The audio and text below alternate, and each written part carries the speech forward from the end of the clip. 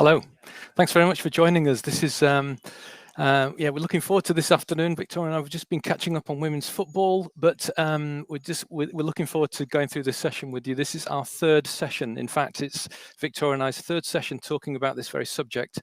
Can I introduce Victoria Murray from Tetra Tech, who's going to be with us this afternoon.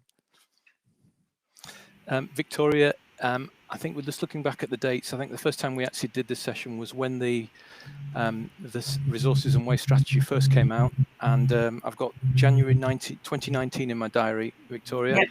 And then we followed that up the following year with a 1 year on sort of state of the strategy address, and then we got interrupted by stuff, for 2 years, most other things. So we're back anyway. With this is a third update, and I'm really pleased Victoria's with me, because some of this is really complicated and actually doesn't make an awful lot of sense. We've tried to make as much sense of it as we can, and I'm pleased, Victoria, you're going to be going through the detail of it, and I'm going to be commenting. No, really appreciate you joining us. So thanks very much for being here. Yeah, thanks for having me. Just a little bit of an introduction. We've been running, Integrated Skills have been running these webinars now for a couple of years, probably longer than that, to try to give people a kind of break from the day-to-day heads down waste management business, and just an opportunity to sort of raise your head for an hour and actually have a look at topics that are wider than just your responsibility, perhaps, but are helpful in sort of fitting your job into its content, into its wider context. So we've done a whole range of these things, and we've got a number of these webinars recorded. Well, we've got all of them recorded, and they're all on our website if you wanted to have a look. At the end of, I think, Christmas last year, we did a kind of the best of. We did the top 10 webinars by the number of people who attended, and so there's some really, really interesting stuff on our website if you want to join and go back in and have a look. That reminds me to say that this webinar is going to be recorded, and we will send it out to all of you after the event. We've also got a couple of other links to documents that we'll be talking about during today's webinar. A little bit of housekeeping from our side of things. Q&A, we have found that actually leaving all the Q&A till the end of the session, we often run out of time. So if you've got a question that you want to ask, please ask it, start typing in as soon as you get the idea, and we'll try and pick up as much of that during the conversation as we can. We'll finish off towards the end going through those questions, and if there are any questions that we actually can't address, we don't have the answers today, we'll just try and find the answers and circulate that with the documentation. So we'll email everyone after this event with a link to the video and with any documents and any additional Q&A. I'd just like to tell you about my next webinar, which I'm really pretty excited about. I've been trying to get hold of Jo Corson from the Institute of Customer Service and encourage her to join one of our webinars for quite some time. And I'm really pleased she's agreed to say to join us on the 22nd of September. Those of you who've listened into these webinars before have probably heard me talking about service quality and how important it is just for the members of the public to understand the detail of the services that are provided by the waste services that service them, and how important it is to encourage that interaction, to provide that kind of data, to make that data available through online portals or calendars or however that is that you do that. So Jo's going to talk to me about customer services. I want to ask her about why it's so important. Why should local authorities be interested in customer services? Why should waste management teams be interested in customer services? The Institute of Customer Services does an annual survey of all its members every year, and there's some really fascinating stuff, and I'm hoping she's going to be bringing some of that out in the webinar, but please put that in your diary. This is one of those where I'd really like to encourage you to send on a link to your customer services manager within the authority, because I think it's going to be talking about, yes, customer services within waste management, but obviously more broadly we're going to be looking at customer services in total, and trends and the move and challenges to going online with customer service information. So I think that's going to be a cracker. It's only half an hour, so please encourage your customer services colleagues to join us for that webinar. we're going to have a bit of a break in August, so we're back in September to talk about that. So I think without further ado, let's think about what we're talking about today. Victoria, we're talking about the government strategy for resources and waste, the UK government's strategy for England. There's an awful lot to it, isn't there? I mean, it's a complex set of documents. Then there's been a number of consultation rounds, some of which have gone out, come back in, and we've got the information on those. Some of those we're still waiting for. But basically, there are kind of three elements that we're going to be talking about today. There's the extended producer responsibility leg of this, and which Victoria is going to talk about, and I'm going to join her. We're going to be talking about the deposit return scheme, and then we're going to be talking a bit about the consistent collection stuff. Those of you who were on the last webinar that I did will have heard me talking to Lisa Jones and James Kay from Blaenau Gwent Council and Resource Efficiency Wales on consistent collections. And yeah, there's quite a lot to say about consistent collections. But those are the three sort of legs of this stool we're going to be addressing today. We know that the resources strategy has more in it than those three, but for today's session, we thought that those were the key. Those are the three areas that really we ought to spend time on. Just talking about what we know.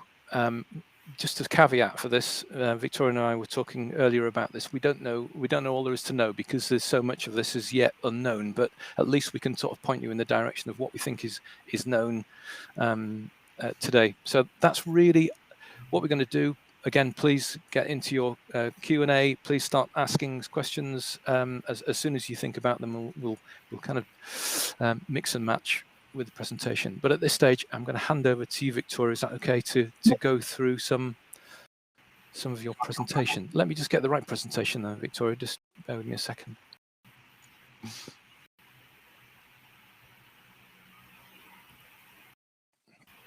There you are. That makes you feel much more comfortable, doesn't it?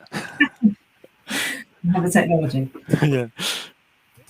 Okay, so I thought I'd just start by giving a brief introduction to myself and to Tetra Tech for those who might not have heard of the company before. So who am I? Well, I'm a consultant for Tetra Tech. I'm Associate Director. I'm actually on my third day with Tetra Tech, but I'm not entirely new because I worked for them previously 2.5 years ago before I went off and did a couple of years with the private sector for Serco, and I've just recently rejoined in the consultancy support team, mainly working for local authorities and their frontline waste collection and environmental services. I'm a fellow of FCIWM and chartered environmentalist. I've said I've got 15 years experience, but actually I've discovered that it's 16. I've obviously lost a year because of COVID. And I've worked across both the public and private sectors, and sort of a lot of that time has been in consultancy. So here at Tetra Tech, you might have heard of WYG or White Young Green. They were bought by Tetra Tech, I think in 2019, and have sort of adopted the Tetra Tech branding now that we're a few years on from that takeover. Tetra Tech's an American company. They have a large consultancy service and engineering across the globe, employing 21,000 staff, so pretty big. And then there's 2,000 of us across UK and Europe. And they cover a broad range of services, of which environment, including waste and resource management, is kind of one of those arms within their service offering. So to get into the detail of what we're looking at today, so I thought it would help by setting the scene to kind of look at where we've got to in the progress of the implementation of the plans that were set out in the waste and resources and waste strategy that was published back in December 2018. So the initial consultations, as you can see there, were launched in the February, with the first lot of responses published in the July of the same year. So we sort of had quite a flurry of activity at the beginning where it all seemed quite positive and engaging, and then COVID hit and we had a long pause, I suppose, of inactivity. And not helped by general elections and so on. So there was a further round of consultations in March last year, which went into some of the greater detail on how some of these new offerings might work in practice at a kind of a local authority and producer level. And then the EPR consultations were published just this March, ahead of PERDA for the election cycle for local elections. And then we've now sort of got into disarray again. You know, with a new incoming Prime Minister, the resignation of the Environment Minister, Steve Double's just been confirmed this week that his role will include waste management, waste resource management, but we sort of feel that it's quite unlikely that anything fundamental will happen between now and whenever the new Prime Minister is appointed and sort of got their time to get their feet under the table. So whilst we were hoping to have the DRS consultation and also consistent collections in spring, we're sort of looking probably at September at the very earliest is what we're kind of anticipating, subject to any more changes. And sort of to highlight this frustration of the kind of glacial pace of movement on this kind of policy side of things, the ESA and Co published an open letter to DEFRA, which is actually available online, which set out kind of their concerns and pleas to the government to, you know, publish the consultation findings and give greater clarity on what some of these new legislative and policy changes might look like in practice for both, you know, both. Victoria, we just said earlier on that the response is probably there, isn't it? It's probably there, ready and waiting to go out, but it's just a kind of political insecurity and, yeah, at the moment of actually publishing anything that might be controversial. Yeah. Yeah. So that's kind of where we're at. And then what I'll go on to cover next are kind of the three main themes that we're discussing today. So the EPR scheme is the one that they have published the consultation findings on, along with the government recommendations, and we suspect that's probably what's holding up the publication of the other consultations, is that they've probably got to agree amongst themselves and the new ministers that they're happy with the recommendations that have been set out as a result of the consultation responses. So it's intended to cover the net costs of packaging waste. So this gets a bit complicated when you start thinking about, well, how would you actually calculate that? Because, you know, a curbside collection system delivered by a local authority covers much more materials than just the packaging waste. And then also on top of that, you'll have DRS coming in, which will take away some of those materials from the curbside collection system anyway. And then there'll be a finite, you know, or a minimum resource that you'll need in order to visit all of the premises within your borough in a given time frame, meaning that, you know, you have core costs that even with diminishing materials will still remain. So what will be interesting is how they determine what proportion of your costs are packaging waste, and then also how you then calculate the net costs of those, because obviously it'll be net of income. But if you're dealing with materials such as film or pots, tubs and trays, which can attract a disposal or a recycling fee for processing those, is that balance then added on to the full cost, or, you know, how does that work? And obviously that will differ between different collection systems and different authorities. So the latest update is that it won't be brought in as soon as they originally said. So they're now looking at a phased introduction from 2024, with the hope of having a full system operational from 2025. We've got some differences between the different devolved nations. So in England, it does include litter bins, which have been rebranded in the forthcoming, I suppose at some point it will be legislation or policy, but these are now called street bins rather than litter bins. So that's kind of your on-the-go recycling and on-the-go litter bins, but it won't include dropped litter on the ground.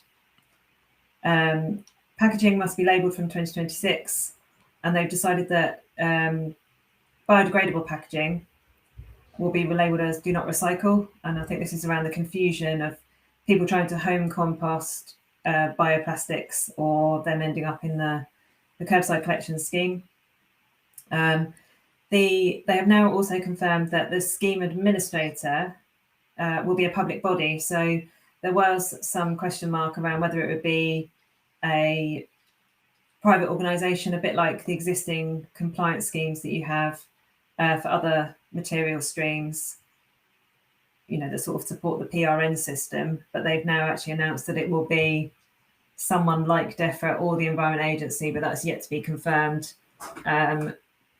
by the government as to how that will actually operate and what form that and shape that public body will take. They'll be introducing enhanced materials facility, so MRF sampling. And I think that's around understanding more about what the waste stream that you're disposing of consists of, so that they can identify what proportion of the waste that's in that stream is, or recycling rather, is packaging waste. So the local authorities' necessary costs will be covered, and necessary is defined loosely at the moment, but it will have a more firm definition going forward. But it's the cost of collection, recycling and disposal of packaging waste. What it doesn't cover are things like enforcement of your services, or if you have a reward scheme, like a green points type scheme, for your residents, it won't include any membership or administration costs of a scheme like that. Then once you've got your pound per tonne that the scheme administrator has calculated, there'll be deductions. And so obviously your material sales will come off that. And then also, if your service is deemed ineffective or inefficient, then you'll also receive deductions from the funding that you're kind of eligible for. And the way they will look at effective and efficient is in terms of basing it on guidance from RAP's benchmarks. So they're going to use those to inform how well a scheme is performing, or whether it meets the kind of consistency requirements. And we suspect that consistency, although they haven't spelled it out as black and white as this, but that consistency will form a part of determining whether your services are efficient or effective, because essentially the same way, there'll be a blueprint service or services which will set out, the way that ideally the waste and recycling should be collected. But this is currently being reviewed by DEFRA with support from RAP, and it will also take into consideration unique circumstances. So one example they gave was if you're a very urban authority, which then means that you have to collect materials in a certain way, because the nature of the properties or the environment you're working in, then such allowances will be made, but there's no detail on what that process would look like, and what those allowances might be, and all those kind of details are to follow. So if your service is determined to be ineffective or inefficient, then they won't just knock the money off straight away. There'll be a process where you work with the scheme administrator to set an improvement plan, which will allow the authority a period of time to remedy the service or make the necessary changes prior to deductions being implemented.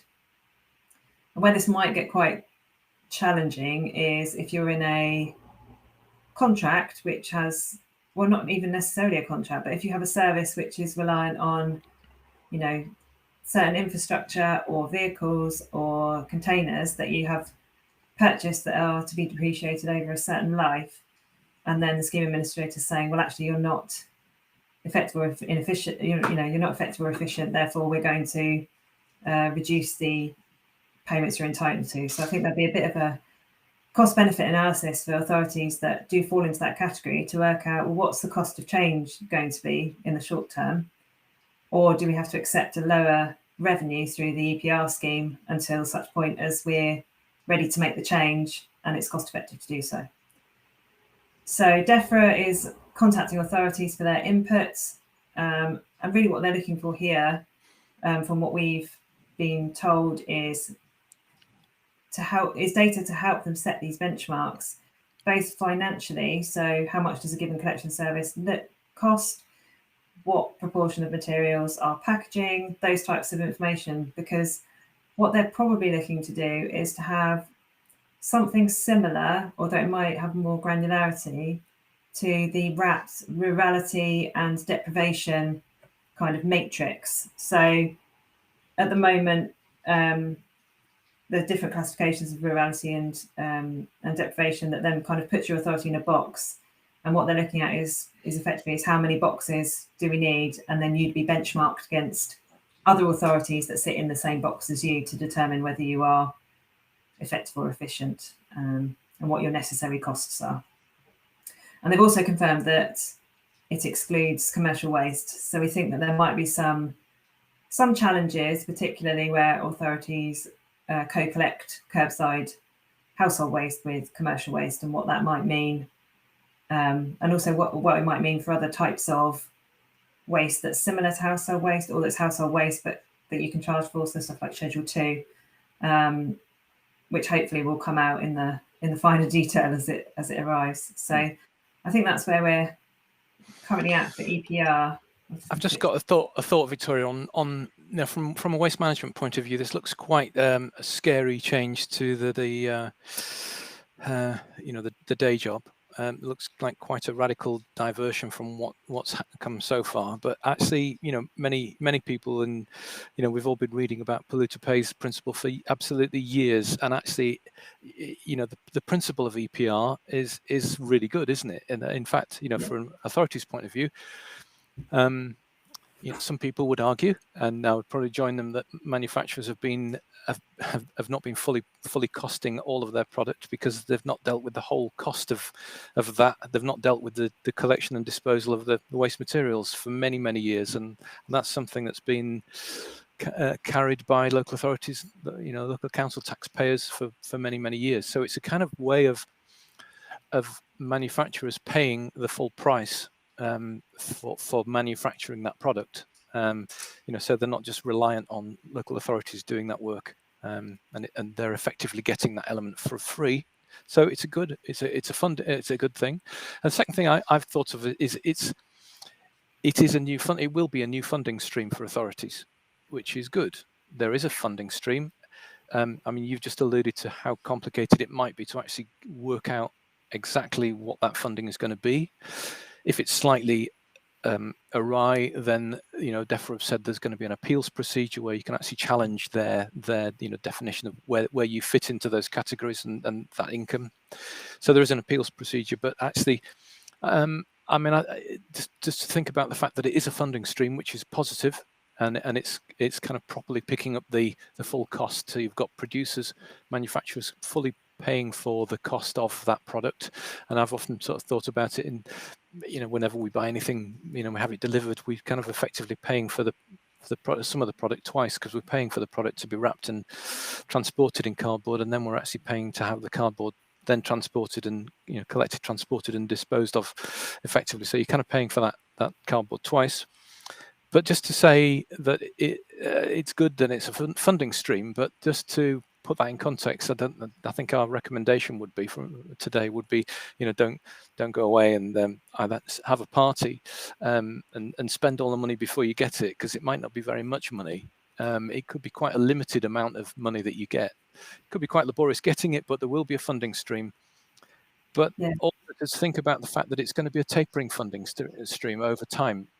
Is the theory goes, it's going to be a tapering funding stream, in that, you know, when we first receive the cash, this is going to be all producers actually still at, you know, the status quo. They would just rely on the authorities to be collecting and disposing of their packaging waste. But let me just give you a kind of scenario, and I've just been thinking about how this might look actually for a manufacturer, a packaging manufacturer. So let's assume that you've got a product and delivery company named after a rainforest, and maybe say you've probably already thought about this stuff, and you've probably got 4 or 5 alternative technologies available, rather than relying on the one technology, which is, well, you sell something in a cardboard box, and, you know, the local authority would actually collect it and then dispose of it, and they would pick up the cost. So you've obviously thought that actually there might be some other ways of doing this, and perhaps you've got 4 or 5 alternative technologies. Maybe you've thought, you know, I'm throwing in here mycelium packaging, for example, because I'm going to come back and use it. Maybe mycelium packaging, which is all the rage. You might think about that. You might think about a range of returnable, reusable containers. So hard containers, you get something delivered in, then it goes back. So it's dealt with that sort of material. Or, you know, the wacky one that we heard of a couple of years ago, which is sort of the drone waste the drone collection. So you get your product delivered by a drone, and then you can get your waste collected by a drone. Mad, but anyway, that was in the news a couple of years ago, wasn't it?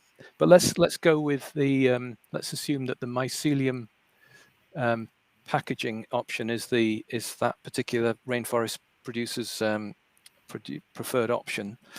I'm just, this is fantasy here, but let's assume that the option they come up with is using mycelium. It's impregnated with wildflower seeds, and the seeds can be, those seeds, the packaging can then be torn up, and you can plant it into your lawn. You can dig little slots, plant it into your lawn, and actually basically you're then building yourself your own wildflower meadow to improve the ecology of your garden.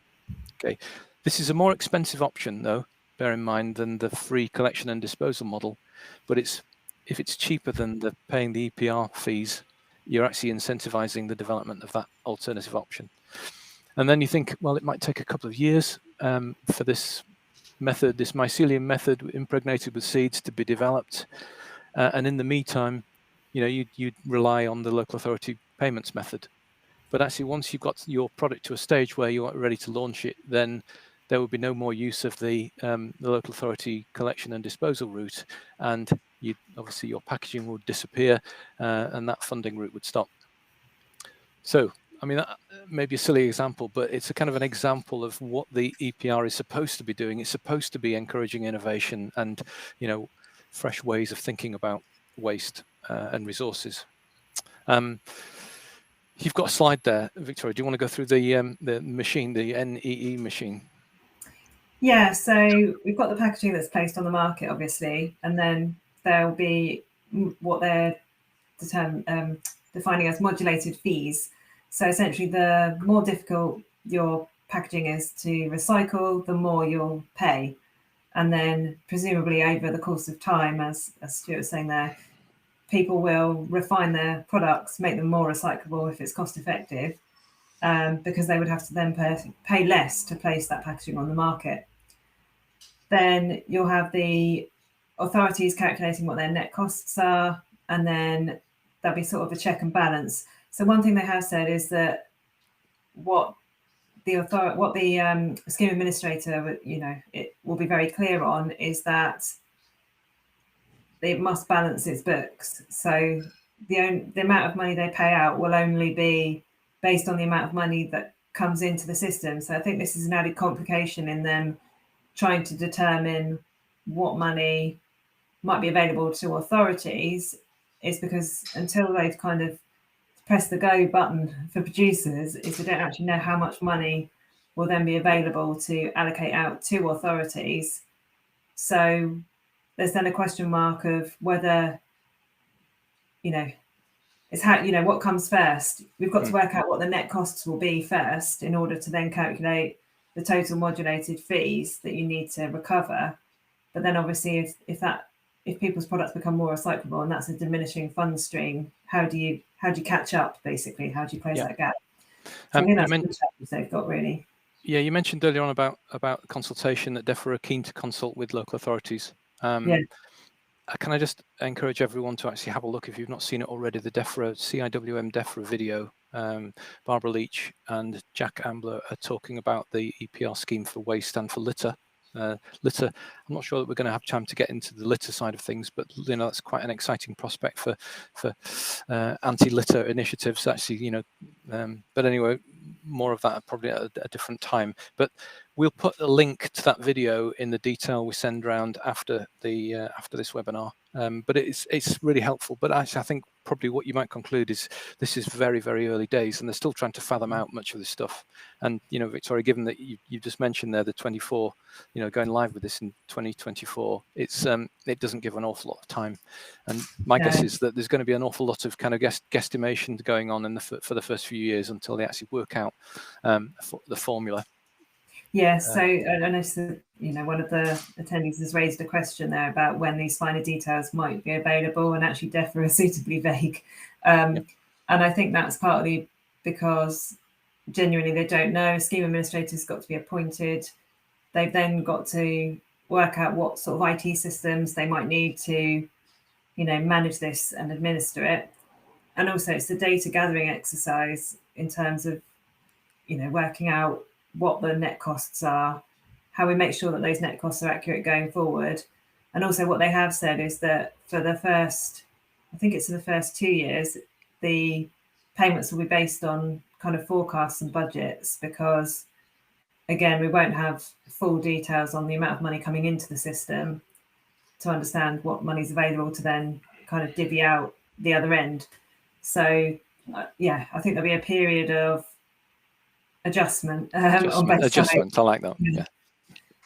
But recommendation, I think, is don't give up any budgets yet until you know no detail. Don't surrender anything yet. Yeah. I mean, one of the points we were saying when we were just discussing this prior to the webinar was, how much of because you've got to think about the whole cost of your service. It's not just your frontline collections, but it's the depot that supports those services. It's the call centre. It's it's the what we don't know is what of those are considered to be part of the necessary costs, because arguably without your call centre, for people to raise inquiries, you wouldn't be able to operate the frontline services. Therefore, it is necessary. A depot is obviously necessary, but it's making sure that those costs are reasonably accurately allocated out, so that DEFRA, when they're trying to work up these benchmarks, have got a full picture of what your costs look like. Because especially with DRS, moving material away from curbside collections happening at pretty much the same time, you will end up with a greater proportion of costs potentially associated with this, what's left, the packaging stream. Yes. Because you still need a depot and somewhere to park that vehicle. You may have fewer vehicles because the DRS material is going elsewhere, but obviously you've still got to operate the services. So I think that's also an added complication, that you've got these two things that might quite fundamentally affect what materials at the curbside happening at the same time or similar time. So I just echo that, Victoria, on the whole idea of vehicle costs. Actually, if you were to save a percentage of the material, it wasn't to arrive in the system through EPR. And for example, if you did have a full vehicle previously, and actually because of EPR now you've got half a vehicle's load, the differences between running a service with a full vehicle and a half vehicle load is very slight. So yeah, that's another thing that DEFRA really need to consider. Those of us who are involved in this stuff, in planning this stuff, need to speak out, I think. Yeah, and they have provided an email address which is within that the webinar, the CIWM webinar, encouraging people to comment. So I'm not sure if it's opening the floodgates for thousands of feedbacks, but yeah, there is an opportunity to kind of get your voices heard early if you've got concerns. So great, thank you. That note, I will move on to DRS, and please jump in again with comments. This one we know slightly less about potentially than we do EPR, because the consultation on this hasn't been published, but there were some details included within the EPR consultation about DRS. So there are some bits that we do know. So based on the kind of impact assessments, they're projecting that the curbside material of recyclables could be reduced by 35% as a result of DRS diverting materials out of the curbside stream. They've decided that it will be an all-in system. So by all-in, we mean not just on the go, but any plastic bottles that you buy at home, drinks containers that you buy at home, or we obviously don't buy them at home, but from a supermarket to consume at home, rather than just ones that were on the go, which was one of the options that were considered. And it's up to 3 litres, and it's beverage containers. If I didn't say beverage, but it's beverage containers. They've decided, unlike Scotland, that in England and Northern Ireland, this will exclude glass. And they said that this is as a direct consequence of feedback from the consultations. So I think some of the concerns that are raised here were around where the glass will be stored by the take-back scheme, the fact that it can't be compacted or baled, or, you know, like you can with cans and plastic bottles, and just the noise as well. You know, where would these take-back places be situated? Would they be where there are existing bring banks, or, you know, are they going to be at other locations which might cause a noise or a kind of a nuisance issue in terms of just managing that stream? So they've decided in England and Northern Ireland to take that stream out and exclude it from the collections. So whether that might push more producers towards using glass in England, because it then avoids adding the 20 pence onto every item, I guess. Well, I guess the depends how much glass costs relative to plastic if you're a producer.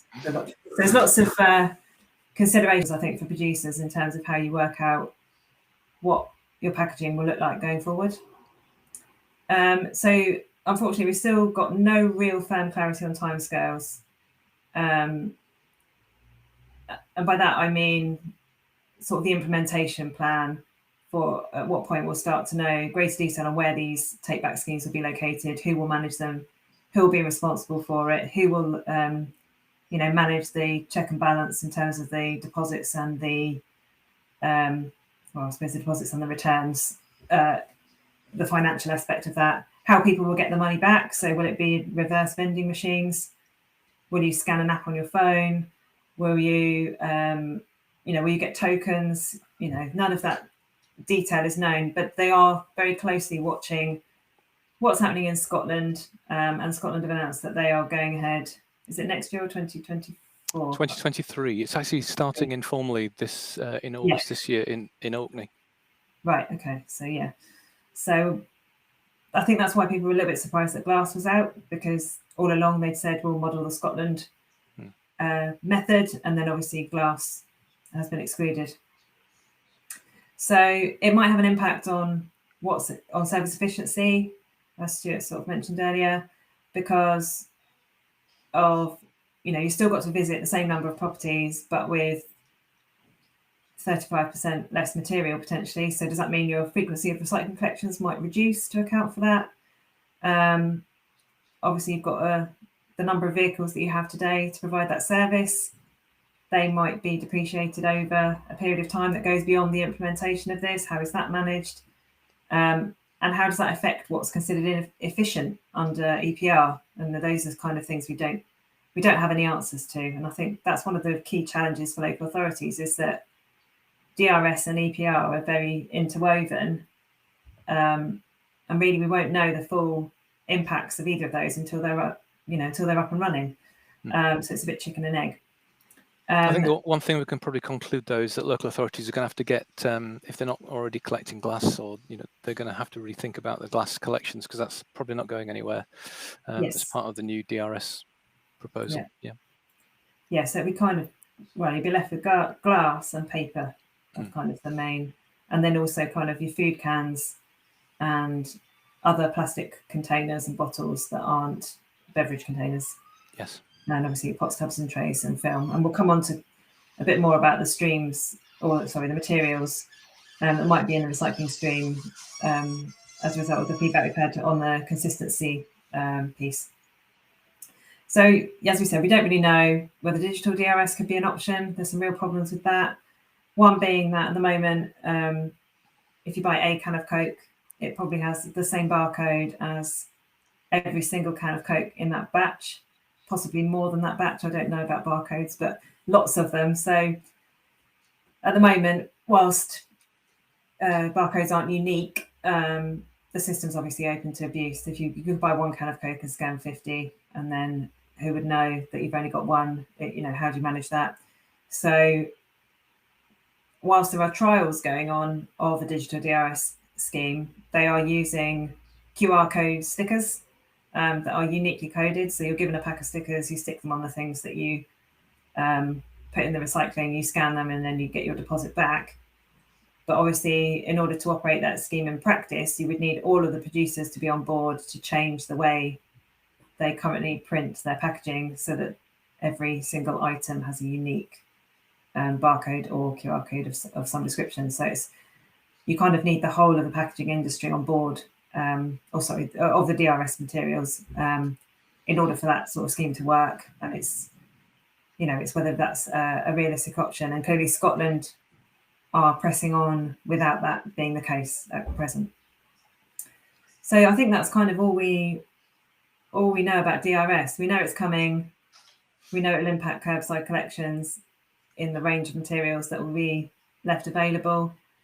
One thing that's also not clear is, if you're a resident, do you have the option to not take the materials back and just put them in the curbside collection? Will the authority still have to provide a service that satisfies that requirement, even though DRS should, in theory, take that material elsewhere? So, if people can't be bothered, for want of a better way of putting it, to go back to their supermarket with all their bottles, and they'd rather forgo the 20 pence and just put it in their recycling container at the curbside, will that be allowed or not? And if it was allowed, would the authority be able to recover those deposits, or are they kind of lost in the system? And I don't think we know the answer to that yet. I know we've got some information through from on the Scottish scheme administrator, and I think actually my understanding is that the UK England scheme would have a scheme administrator appointed. In one, the administrator in Scotland is called Circularity Scotland, and we've actually done some work at Integrated Skills with them in kind of planning the logistics and the infrastructure required for the DRS scheme. But yeah, sorry. Back over to you, Victoria, to have a look at this. I'm happy to run through this. Okay. So in Scotland, there's a partnership between Zero Waste Scotland, the Scottish Government itself, and Circularity Scotland. They have had a delay, and they had some. The scheme was due to go live this year, but actually had an impartial review of the scheme and deadlines, and actually have put that off till August 2023. But they're still very much planning to go live with this in 2023. So, as opposed to the English version, that would include PET plastic drinks, bottles, metals, drinks, cans, and glass drinks bottles. So the infrastructure would actually start being rolled out in August this year. So which includes kind of informal, just a take-back arrangement with local corner shops or reverse vending machines at slightly larger facilities. We've actually done some mapping showing how many likely returns are going to be at different points across Scotland. So that's quite an interesting piece of work. Obviously, the supermarkets are thinking seriously about reverse vending machines. It's going to attract more footfall into their shops, etc. So retailers are able to use this infrastructure voluntary starting November 22. So actually, there's their ambition is that it's actually going to be ready to use, even if on a voluntary scheme in November this year. The scheme design, as was planned, is still going ahead. The target is that they would be capturing 90% of all the material produced within those materials I mentioned above. So 90% of that hoping to capture within the scheme. As a kind of pilot, an early implementation, Orkney Islands Council have actually volunteered to work on this. So they're actually going, I think, August, September this year, live. So they'll be able to see the sort of pros and cons of rolling that out, and then be able to replicate it across the other parts of Scotland. I asked about the Circularity Scotland about the return locations, and they're actually still planning the detail of those return locations, but they're actually going to be confirmed later this year. And the big finale, they're still on course to become the first deposit return scheme in the UK, and I think that's very much the ambition. I don't think there are going to be any more delays. Well, certainly not from the people I've spoken to, and really want to become the first. I think that's probably some of what we can find out, what we know, Victoria, so far about DRS, don't you? Yeah, I think so. So I will move on unless anyone's got any burning questions or comments they want to jump in with. I think the burning question, Victoria, there, Karen and Mark's actually, provided the burning question, hasn't she? She's, do you know the finer details? Well, and when can we expect them? Well, I'm sorry, I realise that you're picking up. So, there's some lack of clarity in all this, but this is all we can pick up, and there is a lack of clarity, and we confirm that. If you're thinking there's a lack of clarity, when we can confirm that you're seeing it correctly, we think. Yeah, and I think, well, they're going to have to be fairly prompt in, getting some information out to authorities on the EPR bits particularly, because they're planning on having a system in place phased in from 2024. So if you're in contract and you've got a certain collection system and, you are kind of tied in with your vehicles and all things like that, it doesn't give very much time to make any changes. And there hasn't been really any sort of feedback from DEFRA on consideration of that or grace periods to allow authorities. I mean, they've said that, you'll be given an implementation plan, and a time frame with which to make changes. But what they haven't said is what that time frame might look like. Are they talking 12 months, 5 years, 6 months? That's a sort of level of detail that's just not currently available. And I don't think themselves that they know yet what that might look like. But yeah, clearly at the moment it's creating a lot of challenges. Yeah, just on Scotland, this is collaborative webinars. David Dawes just commented there about the logistics contracts, and when I spoke to Circularity Scotland, they are actually kind of in the process of just firming up contracts with logistics providers. So thanks, David. You just confirmed there that Scotland just signed up with BIFA, and previously signed IT functions with RLG. So things are moving along, and they are actually sort of building their machinery to deliver this. Yeah, because there's sort of linked into that comment there about the logistics contracts, is that's another element that I don't think the private sector is yet set up for. Is, they operate quite a good proportion of collection services on behalf of local authorities. Their contracts, may need some form of varying to account for the fact that this DRS material is reducing their service requirement that they're providing on behalf of the authority. So any given contract they operate at the moment for waste collection services for a local authority will reduce over time, both in terms of the materials, but also in terms of value associated with that if your resources are reducing. And then there's a question mark there around, well, what could they be doing to kind of, I suppose, backfill that gap? Because, the logistics piece and also managing and processing of the materials coming out of the DRS is obviously taking material that's already in the system and going somewhere else. So it's kind of these moving pieces across the whole sector, which would be interesting to see how that plays out as well. The interesting thing from Circularity Scotland is that they did say they are consulting with local authorities, and they're talking about the impact of this material being removed from the waste stream. So, I think that they're trying to build that relationship with local authorities in Scotland and kind of cover the impact, at least alert people to the impact of it. Yeah. Okay. What do we know about consistent collections? It's sort of like ever decreasing circles of, of information.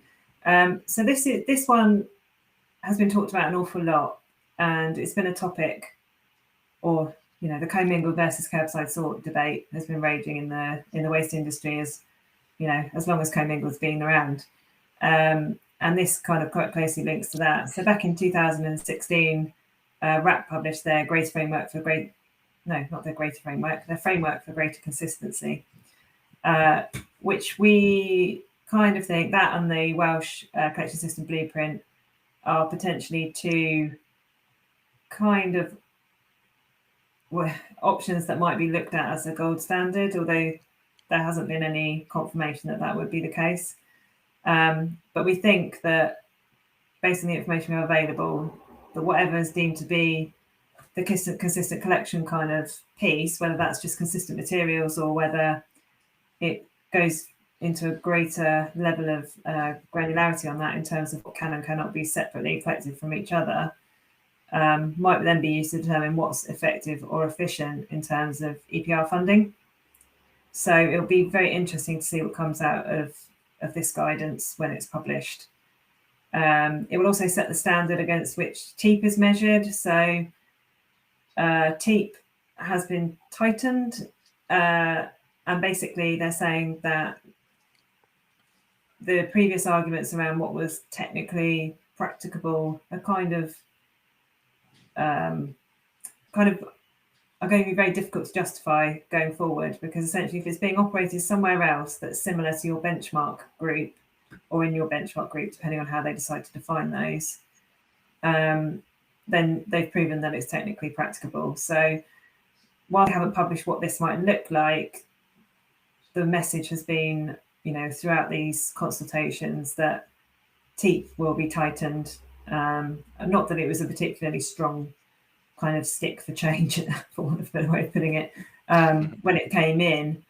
And I think that's part of the reason why they're saying, well, we're going to tighten that and we're going to define what it is and we're going to actually look at it in more detail.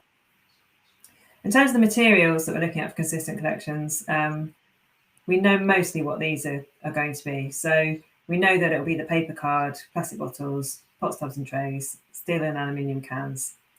And then what they did publish in the EPR response was that it will also include plastic film from 2027. And then there's still a question mark about whether or not it will include foil. The debate on free versus chargeable garden waste still seems to be unresolved. I think in the first rounds of consultations, there was a lot of concern from local authorities about the affordability of a free garden waste collection service, where they've moved to a chargeable service. And then obviously that charge, hopefully makes the service cost neutral from a collections perspective. And then there's a question mark about, well, if that is then, removed and it has to be free, is how would authorities pay for that? And would that be covered under the government's kind of banner of support for new burdens, which they did set out in the strategy? Yeah. But I think there's a lot of authorities have a bit of skepticism about what funding, how much money might actually be available in practice, just because of, I guess, where we are financially as a nation and where that stream might come from. So the timescales, we don't have details on the timescales for implementation, whether they decide they're going to do all of these things at once, or whether, it'll be EPR and then DRS lag perhaps behind that, and then consistency somewhere in the middle. I don't know. There's been no kind of detail on what those timescales might look like. And also how it might be impacted by DRS, because obviously on those materials, you've got plastic bottles and cans, but a good proportion of drinks cans, obviously all of those, hopefully, and plastic bottles for beverages will disappear from the curbside system. So will you still have to collect those if they are presented for collection or not? And then the EPR funding, the point we've kind of made a few times, is that it will be a diminishing fund over time as producers change their way they make packaging, and it becomes more recyclable, or it disappears altogether through kind of refill and take back. And, yeah, Victoria, the other one there, sorry, in the bullets, just to add, in materials is weekly. Have we got that down about weekly food waste? Looks like that's definitely going to happen, isn't it? Yeah, I think most authorities. I mean, that's by 2023 weekly food. So yeah, I think most authorities are kind of ramping up. Yeah. For weekly food if they haven't already got that. For the other materials, it's less specific on the frequency of collection. It's really food that they've come down as being it being mandatory that it's weekly. We've obviously got the recycling rate. The Environment Act does allow for the setting of additional interim targets, but what isn't clear at the moment is how those targets might be measured. Are they national targets? Because obviously if you're an authority and you've had a good chunk of your material diverted elsewhere, there must be some allowances for the fact that in real terms, from a curbside, waste data flow perspective, your recycling rate's probably going backwards because you'll have 35% less recycling than you had before. So that's, do you think the 65% by 2035 is sort of taking account of that? I'm undecided. I can't work that one out. I suspect not, because if you sort of start with 100% and you work your way down through kind of contamination and material losses and those kind of things, for a lot of authorities, 65% is very challenging as it is. Yes. In an urban authority who's currently, and that 65% was an EU target, wasn't it? It was, initially. Yeah, interesting. I've got a real problem with targets. So there seems to be a complete lack of, apart from this one, there seems to be a real lack of targets, a real lack of drivers to support local authorities to actually, improve their performance.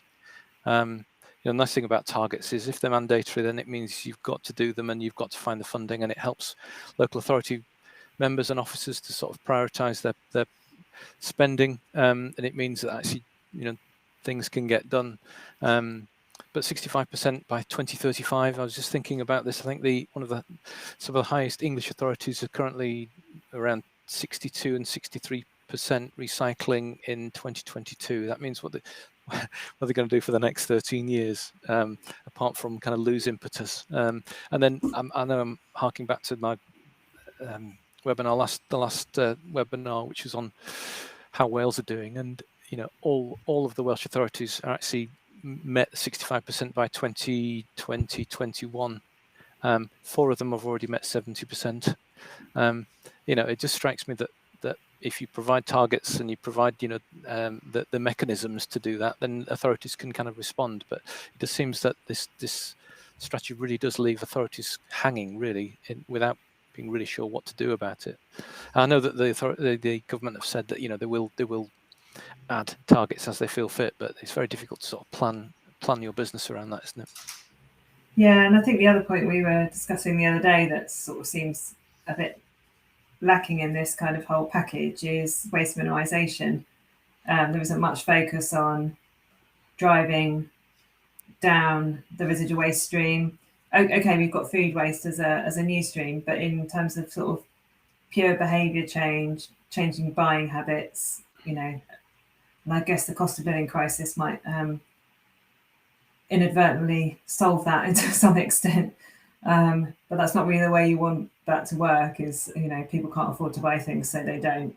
It's about people being more thoughtful about what they purchase. And and I don't know if this is kind of a hangover from the Conservative government's kind of big stance on weekly collections and the big campaigns around, everyone should be entitled to a weekly collection of household waste and so on, that perhaps is a bit of, I don't know, saving face and not kind of going down the route of looking at, the less palatable kind of debates which are around, 3 and 4 weekly collections of residual waste. Yes.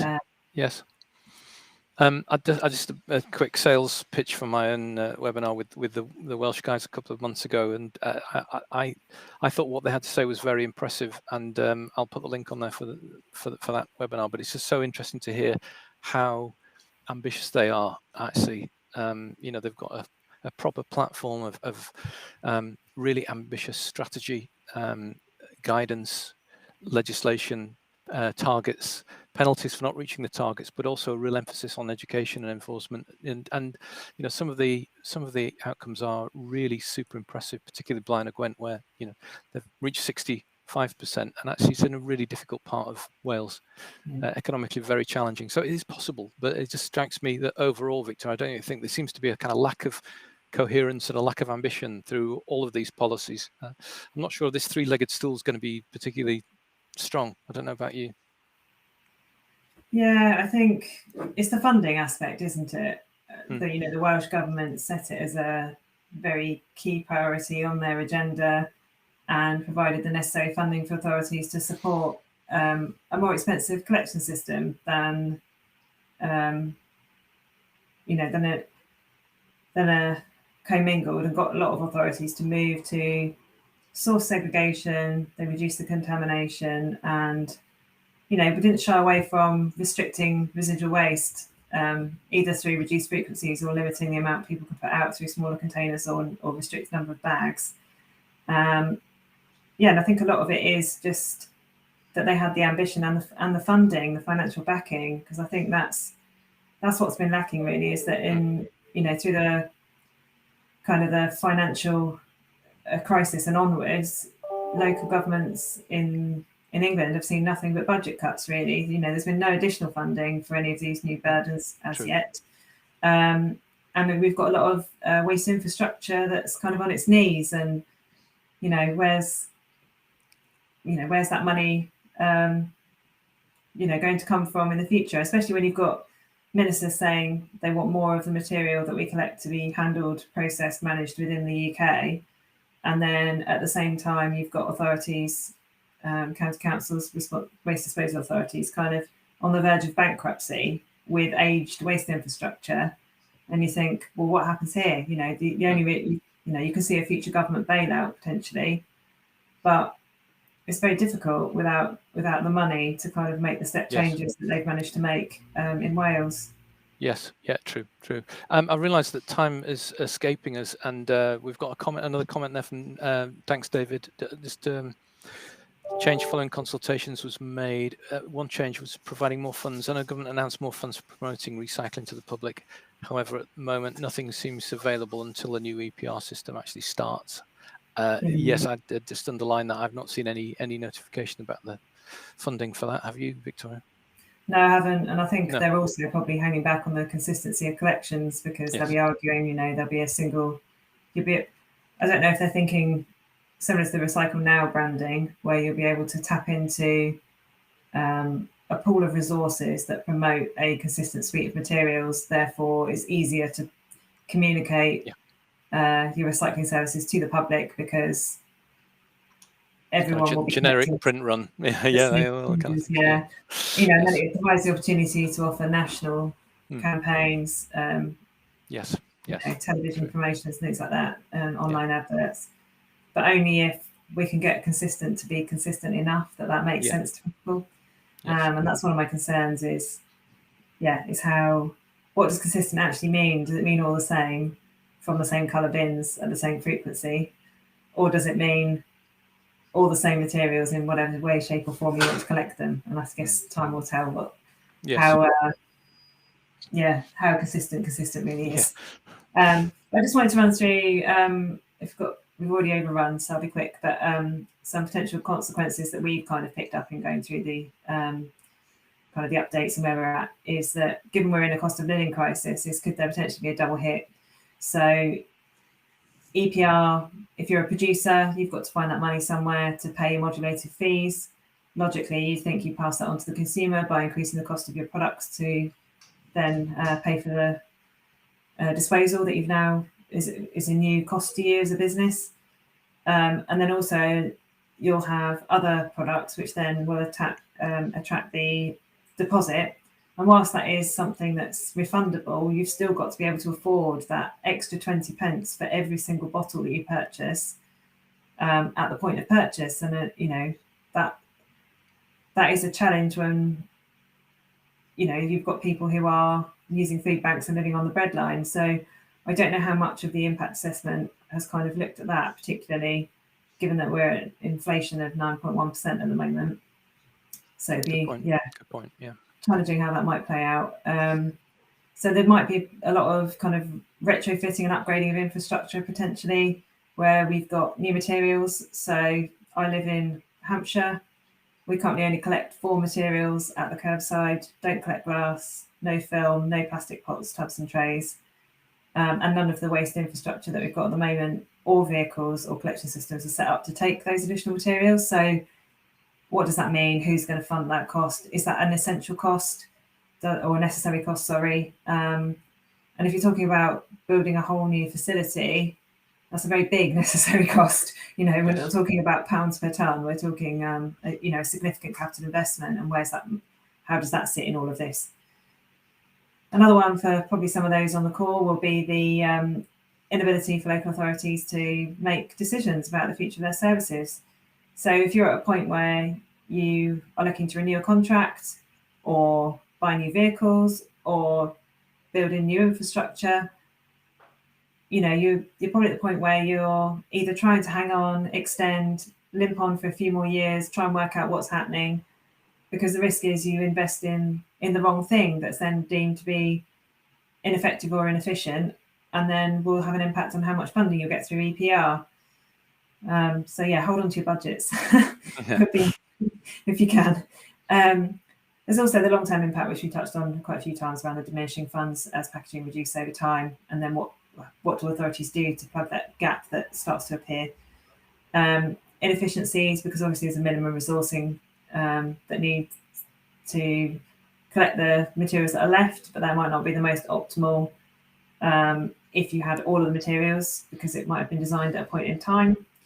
And will it create a step change for producers? So, you know, will the modulated fees be enough to make them, you know, to make it worth them investing in improving the packaging, or will they just pay the fees and pass the whole cost or some of the cost on to producers as part of the, you know, as part of the increase in the costs? So yeah, it's interesting.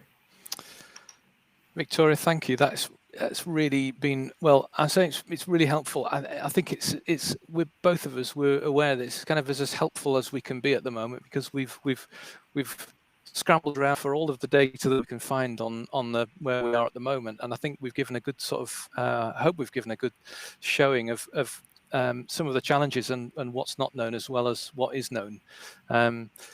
So Victoria, I'm really grateful for your time. Really appreciate you spending time going through this, you know, researching it and going through and preparing this stuff for us. Yeah, really great. And my hope is that you'll say yes if I ask you to come back in the future, if we, you know, get to another point where there's a significant breakthrough. Yeah. I'm just seeing David's actually put another comment in there around the VAT issue. So yeah, that's another challenge. Yeah, interesting. At what point you charge or add the VAT, and how that affects the deposits, and whether you've got VAT on the deposit or whether it's before the deposit. Yes, absolutely. Yeah, okay. So, still a lot of stuff to iron out. Thank you very much for attending. We hope it's been useful. We will be sending around the video of this webinar if you want to re-listen and re-watch it again if you didn't catch it all the first time. We'll also be sending you through links to the video for DEFRA, the video to my previous webinar on consistent collections, which I thoroughly enjoyed, and I hope you would. Yeah, we'll see you again hopefully sometime in the future. Thanks very much for attending, and bye for now. Thanks, Victoria. Thanks, everyone. Thank you. Bye.